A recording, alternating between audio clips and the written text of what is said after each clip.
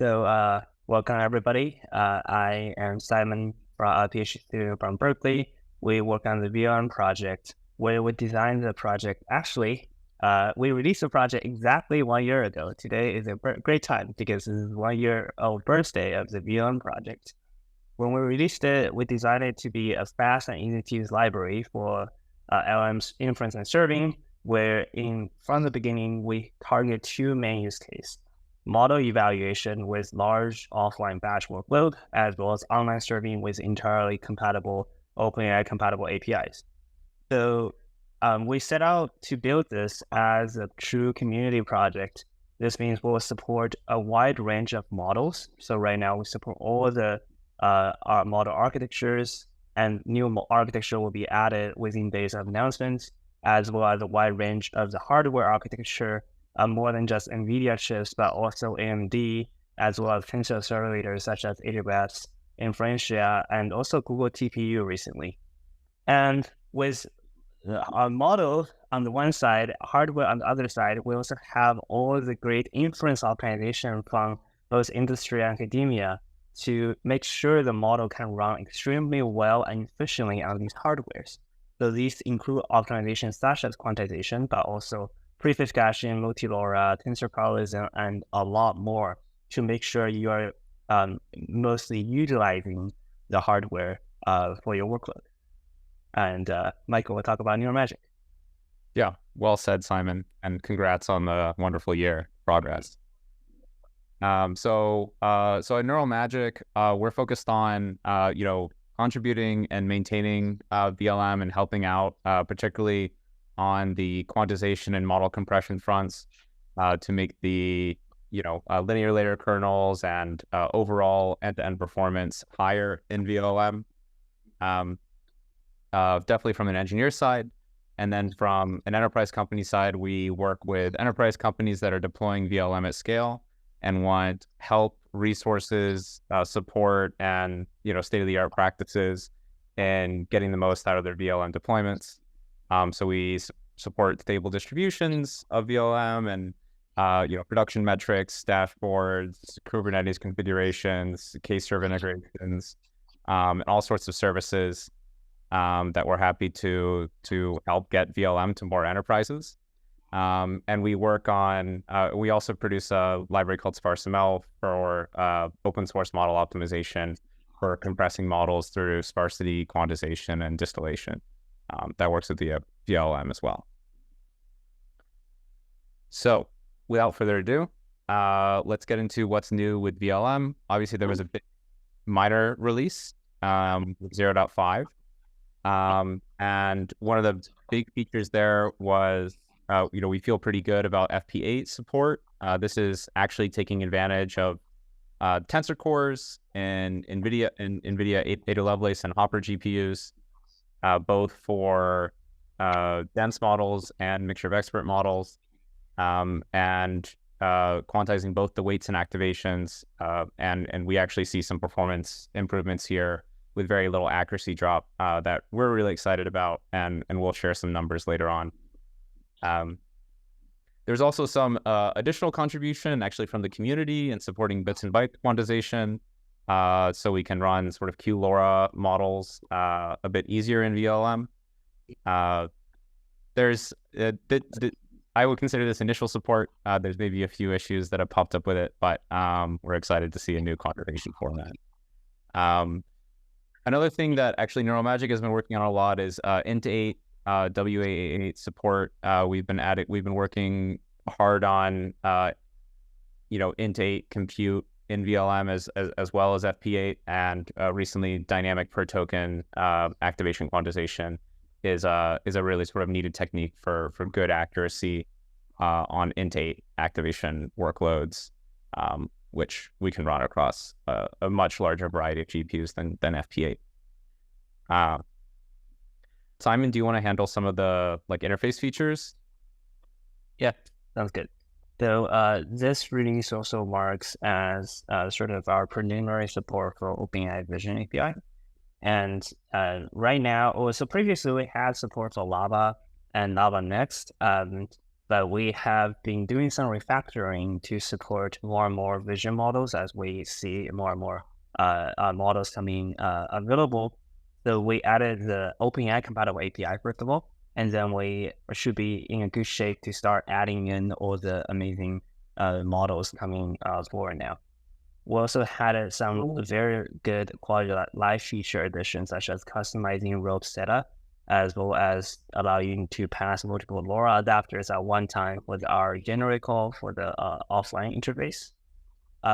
We have been there has been progress on tool use or tool calling support in fully compatible with OpenAI. So right now, so in the past, our focus has mostly been making sure the model is correctly outputting a JSON format and using guided decoding libraries such as outlines and LM format enforcer. And recently, the focus of the community has been shifted towards now with those under the hood, can we support tool use so that you can directly support the model to output proper JSON for function calling. This is much needed and from the community contribution in particular. And also there are more protocol enhancement as well. Cool. Yeah. Yeah. Well said. On the hardware support, actually, as Simon already mentioned, there's initial support for TPU merged in by Usuk. So we're really happy to see the hardware support expand there. Also, there's been a lot of CPU backend improvements contributed by the Intel team, which is always nice to see. And we actually contributed sort of moving over from Pybind to Torch library in terms of registering all the C++ and CUDA functions integrated in the binaries we distribute. And we hope that in a coming release, this will allow us to not need to distribute different wheels for different Python versions, because going through Torch library allows us to rely on the simple Python CABI, which should, be great for simplifying pip installs. And sort of in the miscellaneous section, there's been a lot of documentation improvements, particularly on debugging, as there's been a lot of issues recently on distributed inference between the various distribution multiprocessing backends we have with Python multiprocessing and Ray and possibly others in the future. That there's been great work on building that out. Generally updates to outlines, as Simon mentioned. And we've made some further progress, a lot of progress on speculative decoding, and sort of officially announcing that's ready for testing, certainly in terms of correctness. And now it sort of goes into performance tuning. So there's a lot of good work there for the next release. And automatic prefix caching has had sort of general improvements, and we're working on reducing the overhead for the block manager V2. Okay, that's all for that. Please ask any questions in the chat or further on. And then I wanted to sort of go over this slide again in terms of, active issues or RFCs we have that could, would be good places for people learning to contribute or interested in some of these various features. So as Simon mentioned, there's a lot of work on multimodal refactoring as we want to support more multimodal models and even just, the various vision models that come out. Ongoing optimizations on speculative decoding. There's a great new channel we've made in Slack to track this and foster communication. CPU optimization work is ongoing. There was actually a contribution recently from a community user for ADX2 support. So, we would love to see some additional work on other CPU architectures or, say ARM or macOS. Those would be great community contributions. And particularly, we added support for embeddings 2 releases ago, and registering more embedding models is definitely a good task that if people have, uses for it, would be great to expand the number of models we can run for embeddings in vLLM. And sort of, various serving statistics and sampling features These are good things, especially as people have use cases for them to prove their value. And I'm continuing to work on FP8 and KV cache quantization and weight quantization. So I've been looking particularly deep into what makes for good accuracy, recoverability when quantizing the KV cache. And one kind of open question here is currently we have one scale for both K for keys and values in the KV cache, and we can split these up or say have multiple scales for quantizing these tensors. And next up we have FP8. Just to go over, these were already shared at the fourth vLLM meetup. But we also had some accuracy metrics recently to sort of validate that the models we've been producing are good. So go check out the new docs and the model collection that we've been working on. Basically, all these sort of models, we've seen less than 1% accuracy drop on the full suite of OpenLM evaluation eval sets. So this is pretty good. We're working on additional improvements. This currently uses sort of quantization from min-max values in the weight and activation tensors. And we're working on integrating GPTQ style weight updates to improve accuracy further, and some other optimizations for activation quality as well. And you can see the performance difference is real, and obviously it gets really severe as we get into more large batch sizes where we're running out of KV cache, and it allows us to use larger batch sizes and get more throughput out of the system. And we'll be sharing more benchmarks across more variety of scenarios that maybe aren't so kind of cherry picked as this one. And next we'll go over the sets of questions that have been submitted ahead of time. So there was actually a question on the OpenAI compatible tool use. I'm not that much of an expert on it. I've followed the recent PR from the community that's been following this. I know there's been some work in transformers as well, and trying to stabilize on what the interface is going to be with the Hugging Face chat template. Simon, do you want to? Yeah.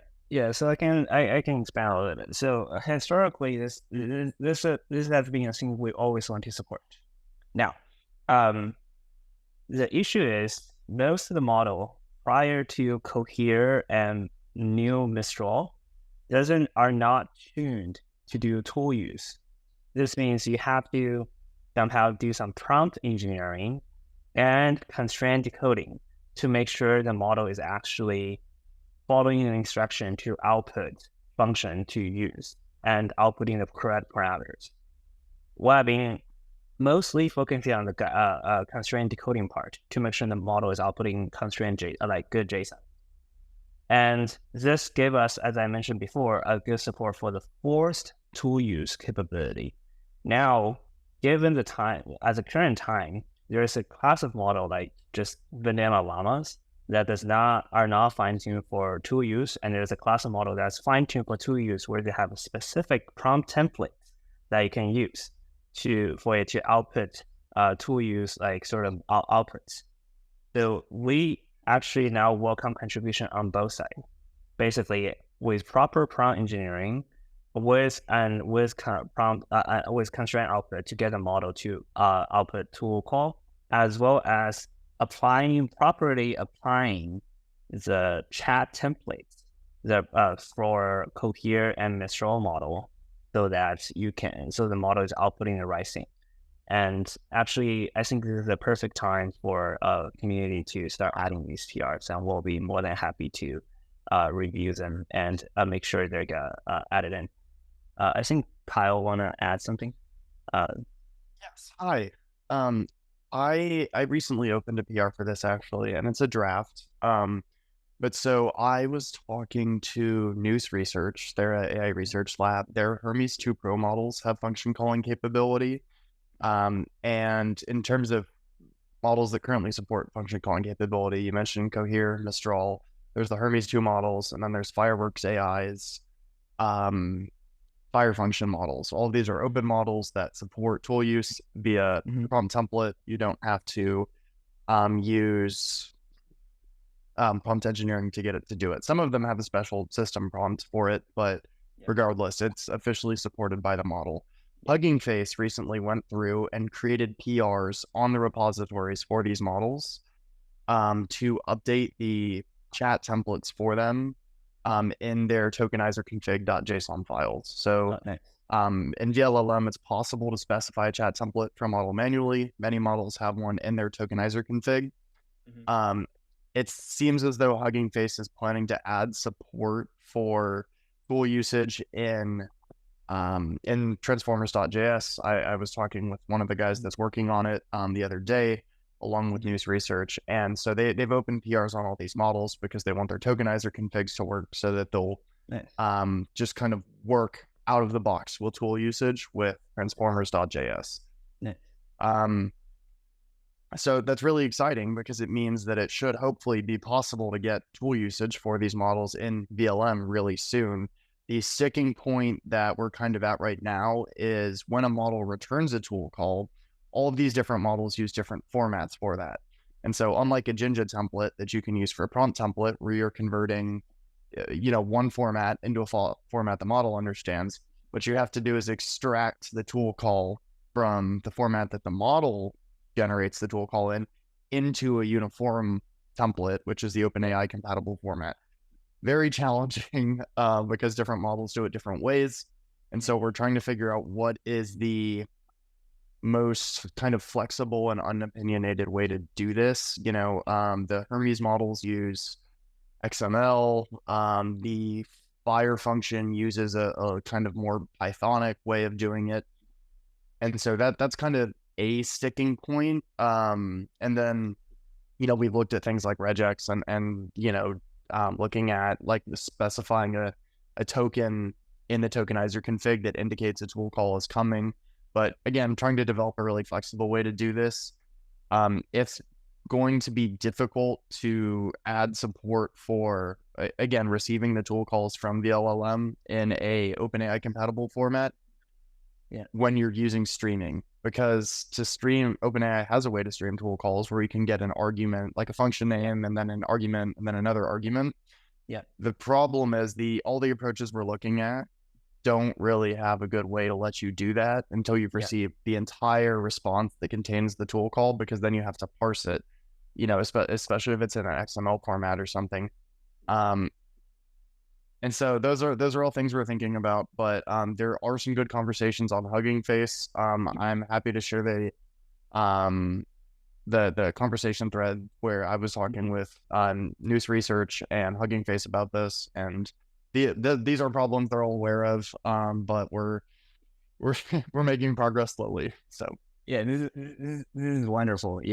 And I want to stress that we don't have to have a fully compatible API to have something working, and then to have something that will benefit the entire community around it.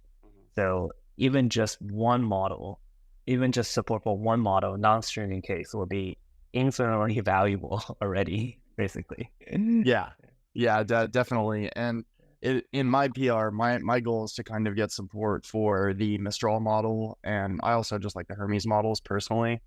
But to at least get support for those without streaming is going to be a whole different animal. And maybe what streaming looks like is you just wait until the entire response is received from, or all the tokens are generated by the model, and then you can still stream it in an OpenAI compatible format and send all the server sent events to the client once the model's finished generating the tokens and you parse them. So it's possible to do it. There's just going to be more latency. Good. Well said. The PR. It's definitely good work. Is that mostly encapsulated actually in the PR I shared here? I think I recognize your name from the... let me check. What is it? 5649? 5649, yeah. The sort of, auto tool draft PR? Yes. That's my PR. I think I shared in there a link to the... no.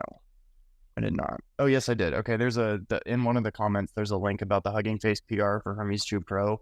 There's also one on Mistral. Mistral has not really been super responsive about this, so it'll be interesting to see what happens. But yeah, most of the conversation happened in the PR on the Hermes models because Technium and the news team are very responsive, and their Discord's great too. So we spent like all day yesterday trying to figure out what the hell to do about all this stuff.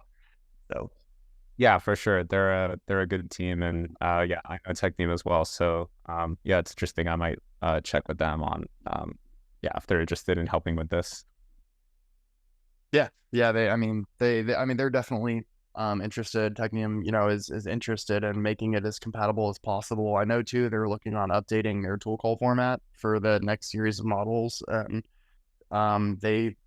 he potentially indicated they're willing to look at that in light of compatibility with OpenAI tool calling. So yeah, it we're gonna get there. It might just take a little bit of time, but I think everyone's on the same page about what we need to do to get there. So Yeah, I think we were in a very similar state like a year ago with the chat templating, even just simple stuff in terms of chat ML templating versus Alpaca. I forget what it, all sorts of fun stuff. Yeah, well, that's great. Glad to hear the focus work on it. There was another question, maybe a bit more simpler on usage, just how can you do streaming in vLLM? It seems to create the whole response and start. This is probably more related. It depends on which API you're using. There's like the LLM engine API through Python. That's sort of the default Python interface. That will stream out. If you enable streaming for that, I believe it streams out individual responses as they finish in a batch, but will not stream out individual tokens from each batch. If you want individual tokens from the batches or different requests, there's a async LLM engine interface that's slightly less used, but used to power the OpenAI API server, which obviously there it follows OpenAI standards, and you can pass a stream true flag to start getting streaming tokens back. But this actually has prompted me to maybe make a better example for how to use the async LLM engine just from within Python and show how to do an async for loop and maybe put it in like radio chatbot that we've done for some demos, but I don't think there's like a good public example of it. And that would probably help you understand this. Yeah. In our example galleries, there should be some examples that will show how to do incremental streaming if you are doing the native integration in the LLM land. For OpenAI compatible API, like it's just already full support for it. Yeah, totally. Yeah, this I think is kind of the same question. Yeah, the stream parameter in the OpenAI API is what you're interested in. Yeah, another question on quantization methods, differences in quality.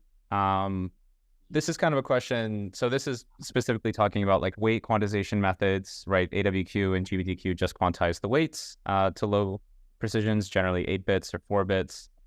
Generally, there's like kind of levers within here, depending on what like group sizes and if you enable activation reordering or if you allow 0 points, that change the different types of quality. I think the quality isn't really going to change on different hardware. Most of the algorithms for executing these and deleting quantization formats are sorry, Dirk, are you trying to say something? No? Okay. Yeah. Yeah. Essentially, the quality on hardware shouldn't really change, but it's more about sort of performance. AWQ does have, fairly good kernels here. They are really good at batch size 1, but we have better kernels for batched inference and inference under load for GPTQ via the Marlin kernels that we've contributed to vLLM. And these will be able to run most GPTQ models and automatically translate them to work compatibly with the Marlin kernels. A10s are not the same as A100s. I'm using the new Marlin kernels. Okay. Yeah, so Michael, I can add more to this because I sure. was doing extensive testing on using GPTQ models and the new vLLM with the Marlin kernels on A100s, and it was just flying. It was exactly the same responses I was getting from before from AWQ models, and it was just way faster. So it seemed like a straight win.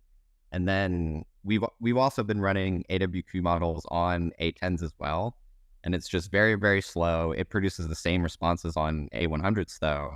It's just way slower. And when we tried to switch to Marlin kernels with GPTQ on the A10s, it was suddenly not the same.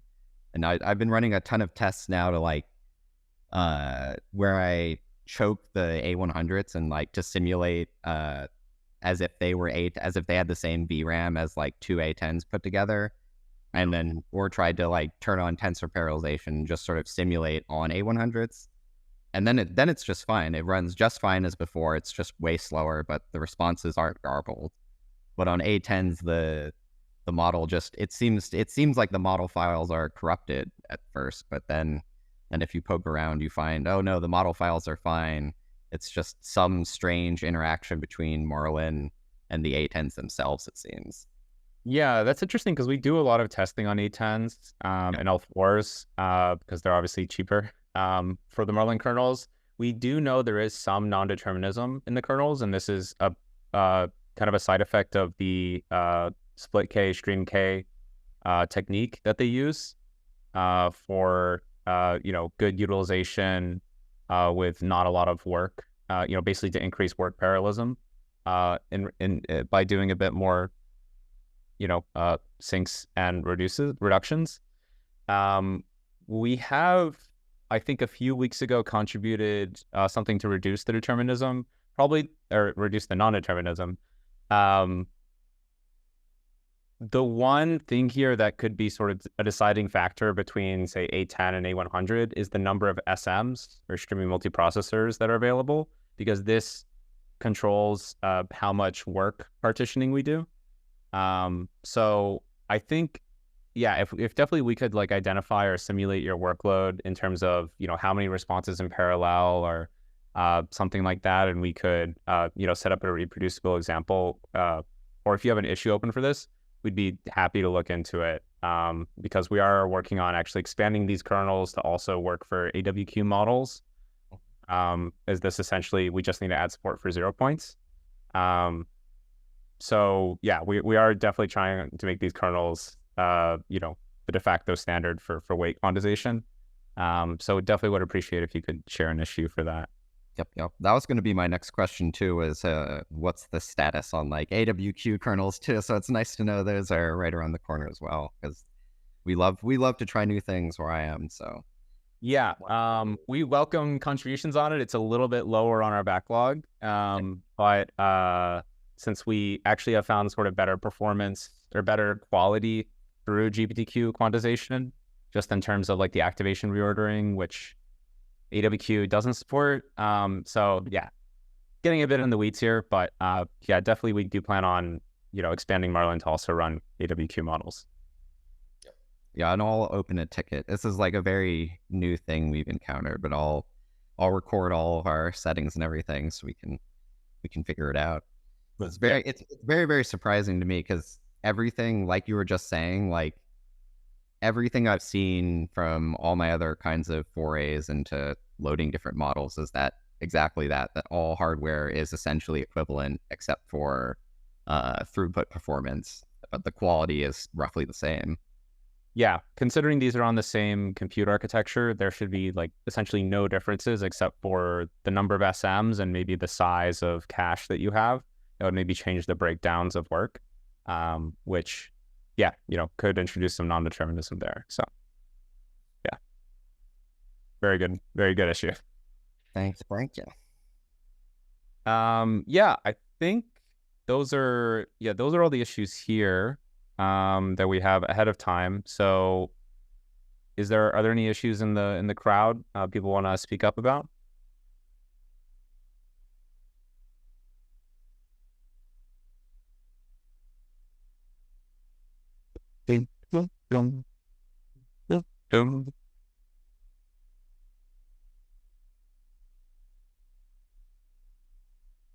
Okay, well, that makes it pretty easy.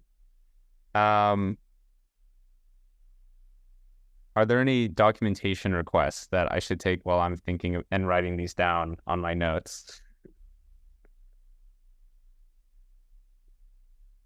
Oh, it is. I was sort of still confused about what argument to pass because there's like GPTQ Marlin and there's Marlin for quantization technique. Yeah. And it's unclear what part happens automatically or what part I need to set with the quantization parameter. Yeah, sure. So I think definitely the standard we're going in vLLM in terms of quantization is if you have a checkpoint that's already quantized or already compressed, you should just be able to load it without specifying anything. And vLLM should figure this out or tell you if it's not an unsupported quantization format. You shouldn't really have to set the quantization argument. We still, support this, and it's an important interface for some quantization formats where vLLM can do the quantization for you dynamically. For instance, we have support for this for FP8, where we can load a original BF16 or FP16 model and quantize the weights down to FP8 within vLLM and enable dynamic quantization for the activations. But if you have a checkpoint that already has quantized weights or quantized weights and activations, you can simply just pass it to vLLM. So yeah, basically, once you make your GPTQ or AWQ models, what we recommend is just to pass them to vLLM blindly and then let it pick up, with whatever kernels it has to that it thinks are best to run those. Directly specifying GPTQ Marlin is a bit complex because it then expects the checkpoint to be in a certain format if you're specifying that, and sort of skips over. It gets a bit more strict in what the format should be if you specify the format, right? Is essentially how it goes.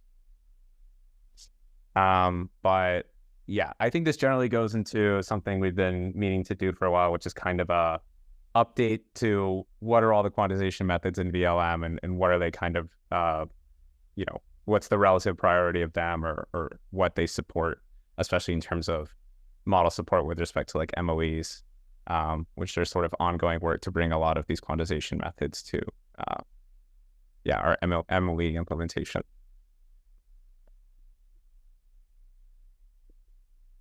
Write that down.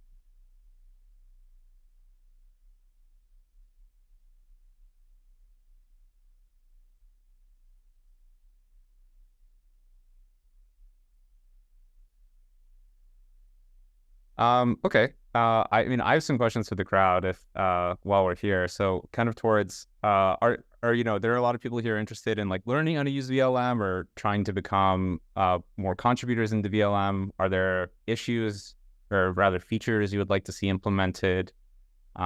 This is definitely a good place to air that out towards things we should consider to get onto the roadmap or consider more of a priority. Especially since Simon is planning out the Q3 roadmap as we speak. And we have a lot of things already.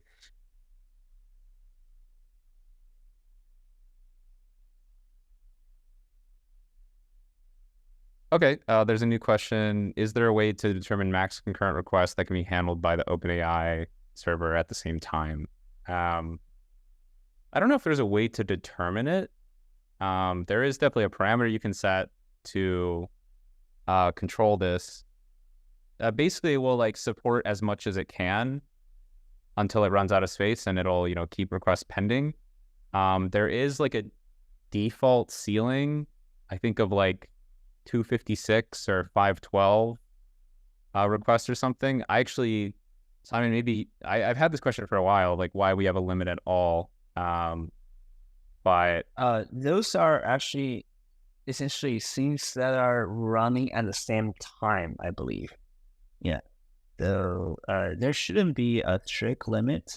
Some of these are legacy where it's used to control the number of maximum tokens so that, for one example is like in certain scenarios, if you don't have the limits, like, but you still have a lot of memory, then your pre-fill time will get very, very large.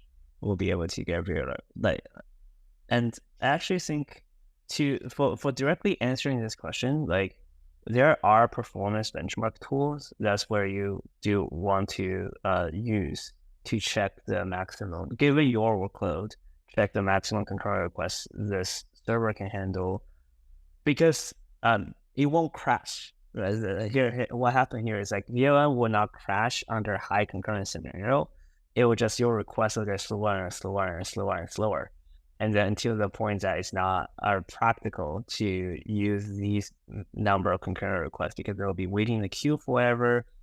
Each batch will take a long time to process. So it's not really there to, you want to set this parameter for your service level objective essentially, instead of trying to prevent crashes. Yeah. So kind of towards maintaining a certain inter-token latency. Yeah.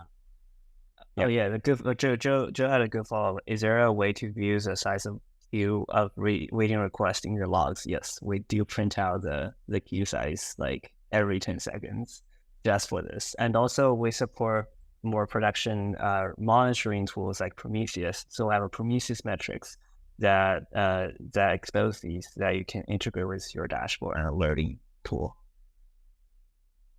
And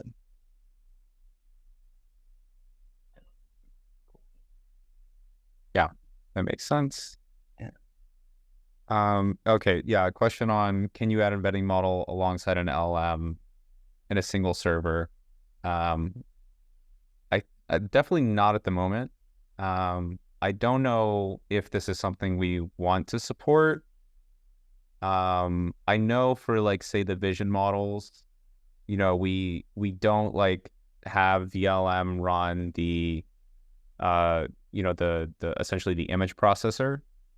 We assume like you have like a separate processor, separate model that's hosting and running the image processor, and then you're just providing the you know, the embeddings of that image to vLLM, to the LM and vLLM. Yeah, it's kind of towards like how big it, yeah, like how much complexity and scheduling should vLLM handle here, especially as, you know, prefills get more complicated with multimodal, or yeah, you're sort of trying to handle whether you want to generate tokens or embed information, embed, you know, text or images. This is, I think, a complex scheduling problem. So I think it's kind of accurate to say it's like, it's certainly difficult for vLLM to like commit to this and say that there's like a right way to do this. I don't know. Yeah. Simon, do you think this is something we could support or should think about supporting? Maybe. Yeah, I think it's definitely an open question. Yeah, like in cases here, there's this one line in the roadmap where protection did an actual contribution and comments about is to generally support multiple models running inside a single LLM service, like a process, essentially. It doesn't really matter as embedding or image or something else, because what we're observing the trend here is model size is generally getting smaller, and memory size of GPU is generally getting larger. This means as you start upgrading to newer GPUs, the memory utilization might get smaller and smaller. Of course, model will get bigger, but like some models you're using are still small and they're good enough. So what we are thinking about and trying to support the cases where you can support multiple models occupying or sharing the same set of GPUs managed by vLLM. Yeah. It's a good response. And I guess like we kind of already are working towards that with speculative decoding, having a draft model next to the full model, and even sort of the efforts to be like, there's already been work in terms of the optimization to like if you want to do tensor parallelism for your, larger model, the draft model should be run on, say, just a single, TP1 for, generally, since they usually are small enough to be, pretty well saturated by a single GPU. So I think, quant support will make model weights smaller for sure.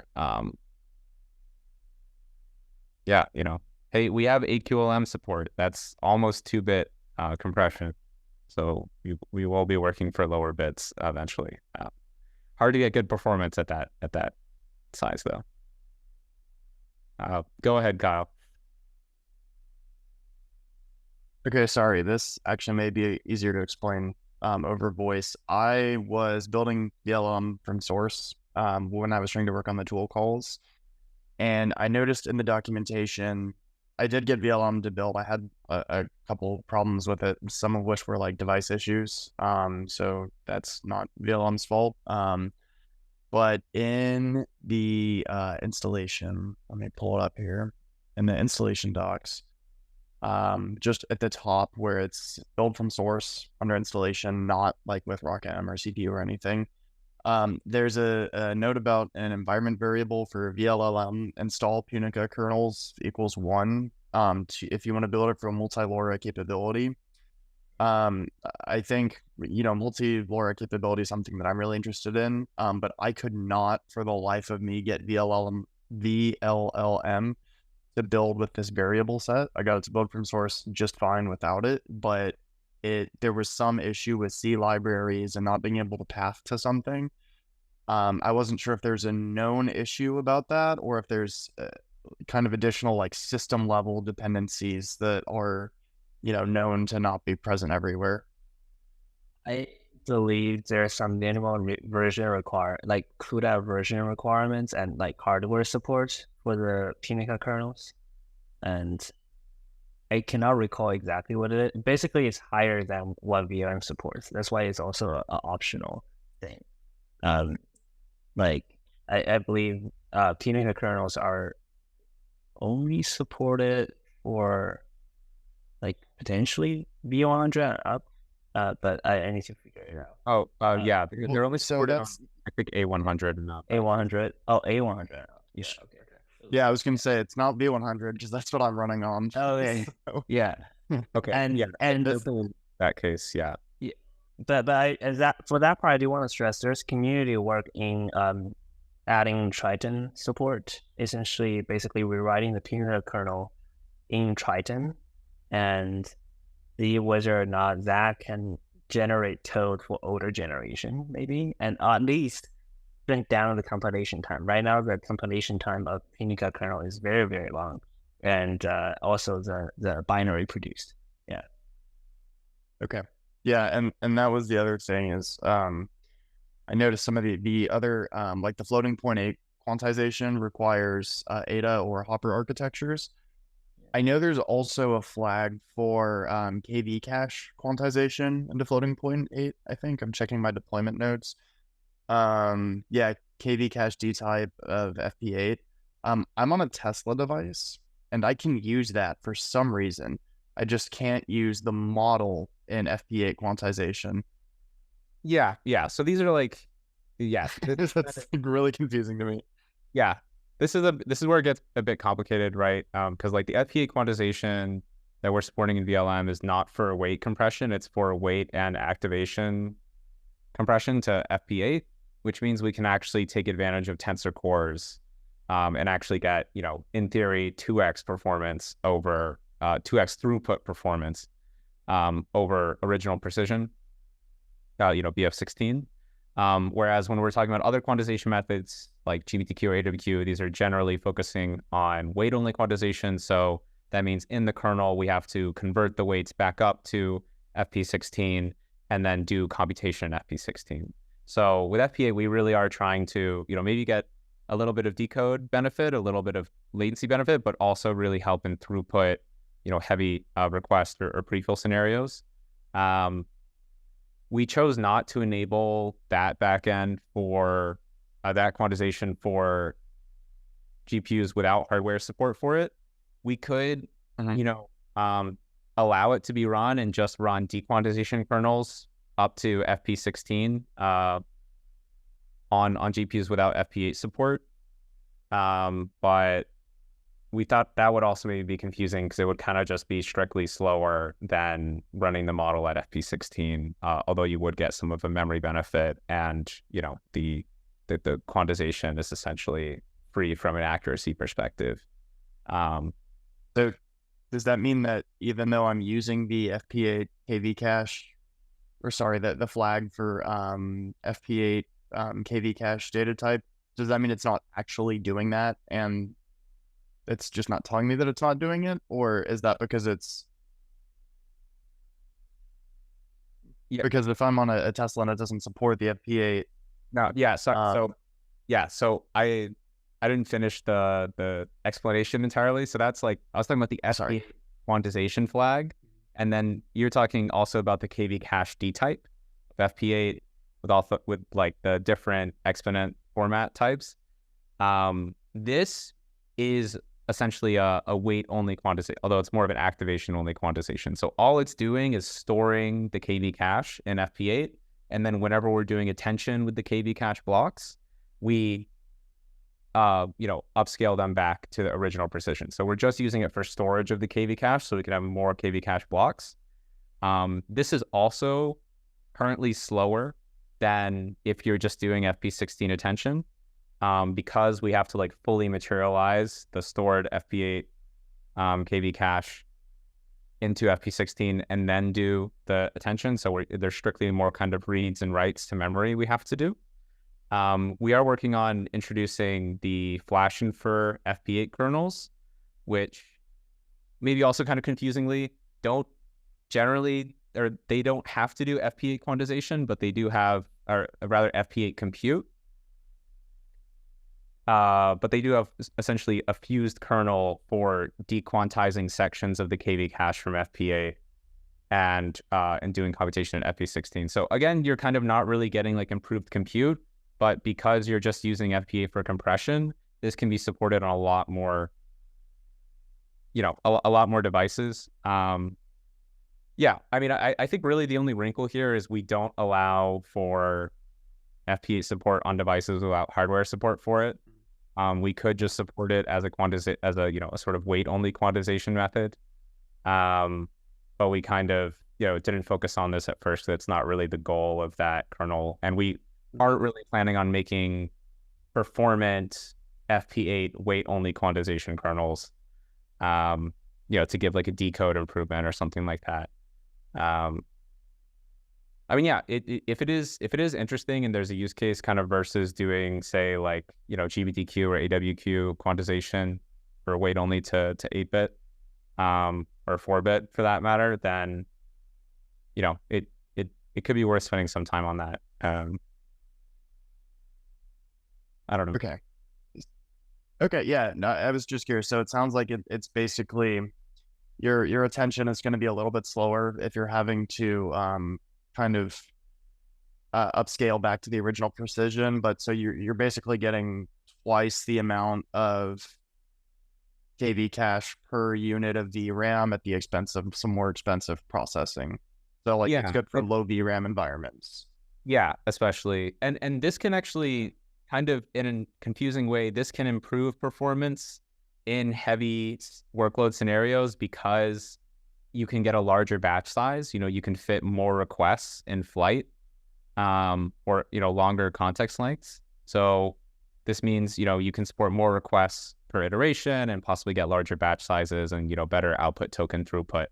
Like I said before, like, we are planning on integrating the flash infer FP8 kernels. This should start to give some improvements for performance with FP8 KV cache and kind of FP8 attention.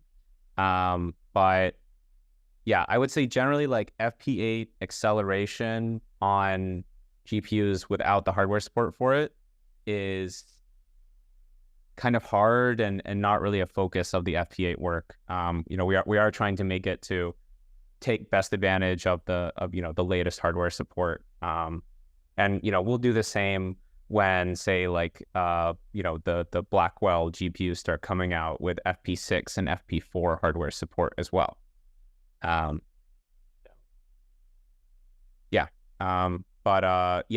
also add, kind of the FP8 KV cache stuff is a little bit in flux and in movement at the moment, and definitely not tuned for performance. So we'll sort of do a separate announcement, maybe saying FP8 quantization is in beta is a little bit overloaded when we need a bit more time for the FP8 KV cache.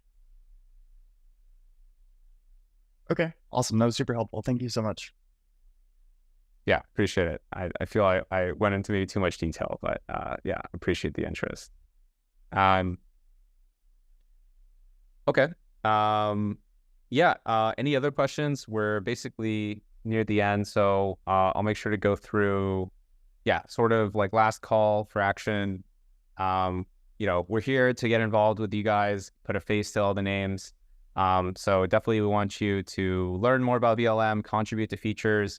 You can look for a lot of the issues that have tags, like good first issue, and some of the issues we listed earlier in this presentation, and of course use vLLM with other LLM tools or libraries to stress it and develop your own understanding of why certain features are important.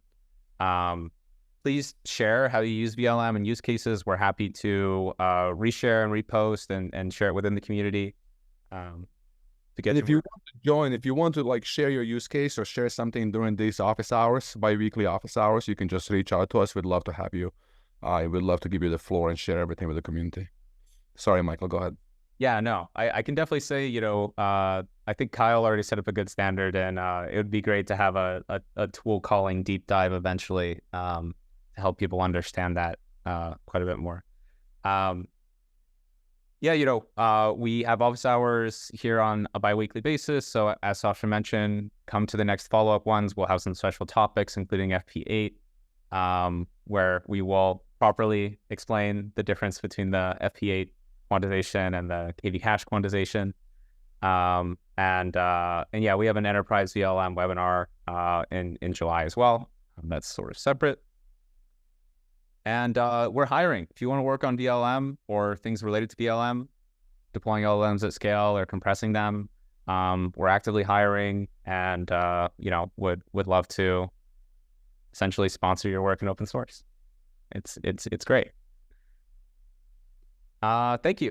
That's all. Thanks to the lovely, wonderful Simon for handling the questions where I'm much less qualified in, and congratulations on the first year of vLLM. Thank you for all the contribution and wonderful questions. See you guys in 2 weeks plus. Bye-bye. Yeah, awesome. Thanks, everyone. Take care. Thank you all so much.